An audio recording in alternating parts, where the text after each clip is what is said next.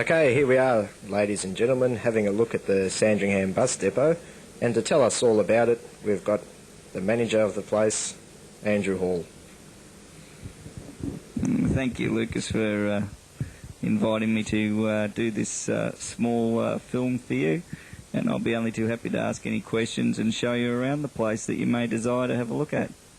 Here we are at this wonderful old building that's 100 years old.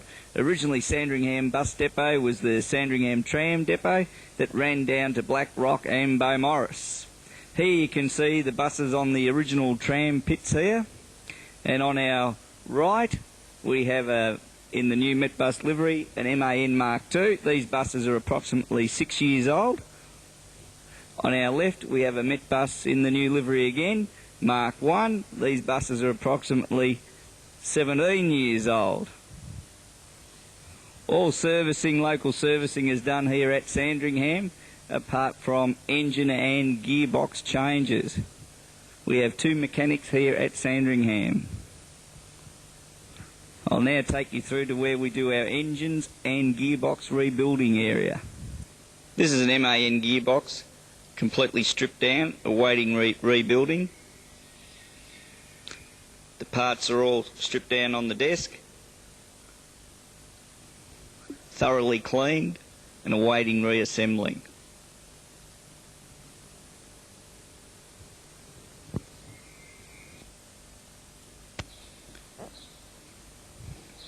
Here we have thoroughly stripped down an MAN Mark II engine block.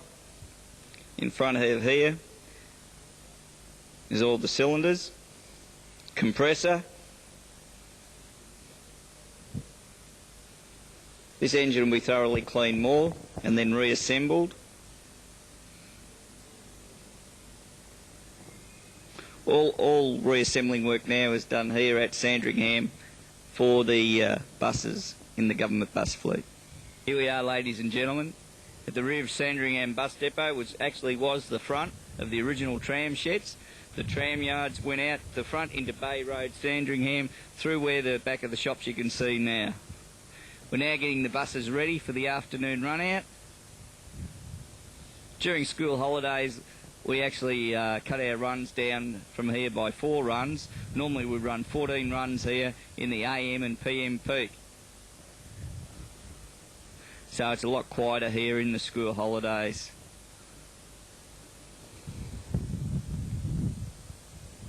As you can see, a number of buses here, all in the old colours down the rear here, the old familiar Met colours that everybody's quite familiar with, the green and gold.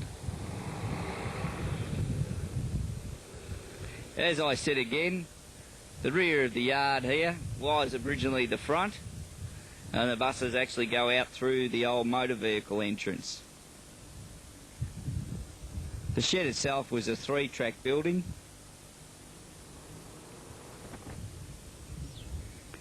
And you can see now that half the shed isn't roofed because it's not required for the buses. But the shed used to hold, in fact, 9 trams. These are all bogie cars.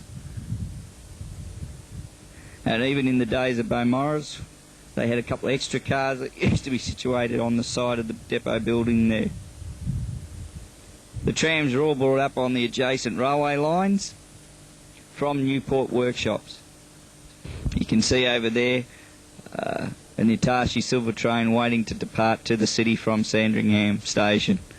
So as you can appreciate, the old bus depot, tram depot, is very, very close to the station, as they were very closely linked to each other.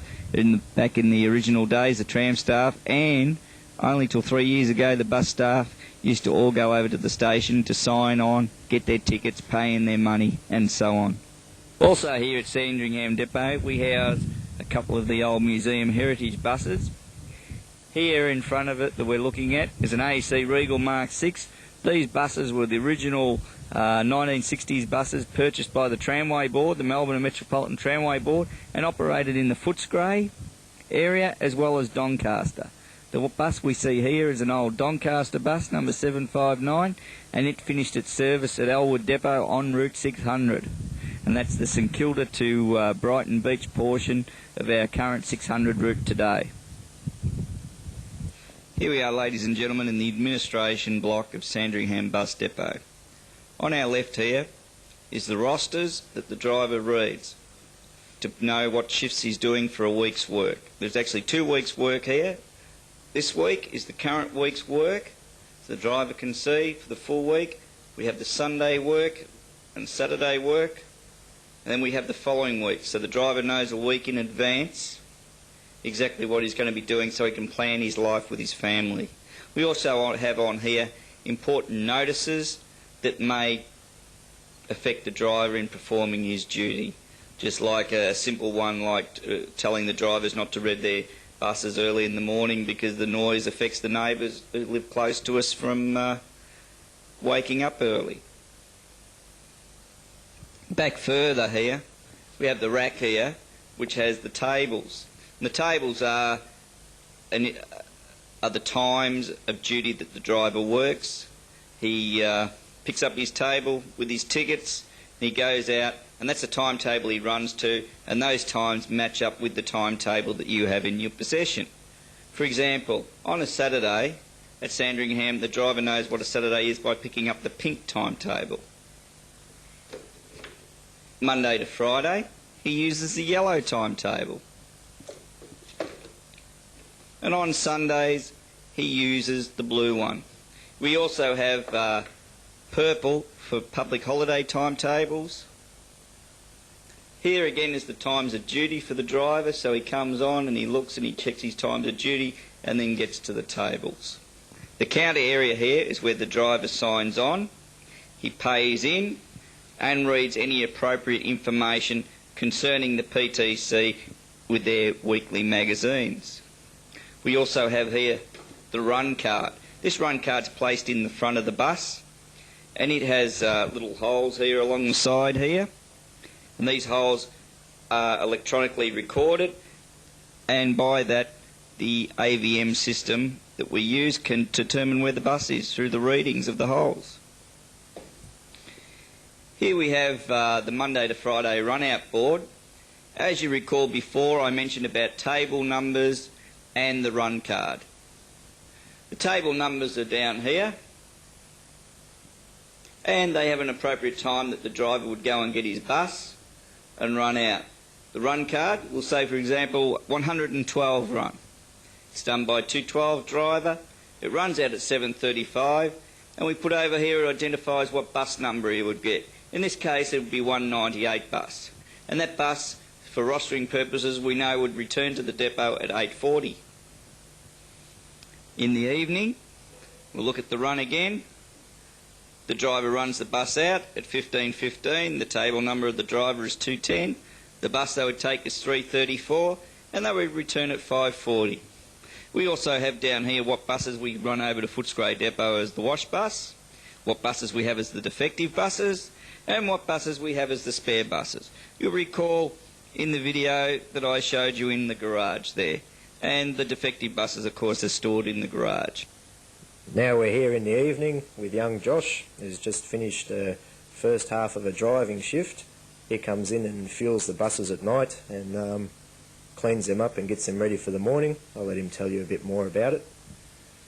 Yes, well, thank you, Lucas. Well, basically what I do is, have a bit of a drive earlier on, get out there, pick up a few passengers, sell a few tickets, and get back in and fuel the buses, check over them, make sure everything's running all right, everything is in perfect order in the engine department, and also clean them out a bit there, make sure there's no rubbish or dust or dirt hanging around, make sure there's plenty of timetables in the buses, and park them up the back ready for the morning run out. Any other job, if a bus faults out on the road, then maybe I'll organise another bus to go out there and pick it, replace it. Yes. Any other questions? Well, what about vandalism and things like that on the bus? Have much problems with that? Like, cleaning that off at night or whatever? Yeah, well, graffiti is a big problem, and we have a good, extremely potent graffiti remover that seems to get most graffiti off if it's got off straight away. If it's left for a couple of days, it's pretty much there to stay. Story. Yeah, it's a different story. But and around here, the kids are a bit of a problem. We do get a lot of graffiti, but But one of the bigger problems is actually stop signs, the bus stops. They rip them out of the ground, they knock them down, graffiti all over them, and they say it's quite a respectable area around here, but the kids certainly change that theory. Yeah, a bit of a different story. What do you have to clean the bus stops too? Do you? Things like that. Yeah, I haven't been doing that. David and Andrew have been going around and doing that almost every week. They fix the stops everywhere, and next week they're down again. So it's a constant job. But just recently they've been putting undercover policemen on the buses around this area. So hopefully that'll change the story a bit. And they can catch the little kids that are doing it. Yeah, well, let's hope so. Anyway. Yeah. Yeah. It's getting to be quite a problem. Oh, well. And what time do you finish tonight? 1:30 in the morning, so today has been an extra long day for me, considering I started at 10 today, so it's quite a long one. Yeah, So I'll be be glad to get home to bed. happy to see that last bus come in. Oh, yes. I'll make sure I get here nice and late for you. Thanks, buddy. Thank you very much. Well, that's pretty much it in the day in the life of a bus depot.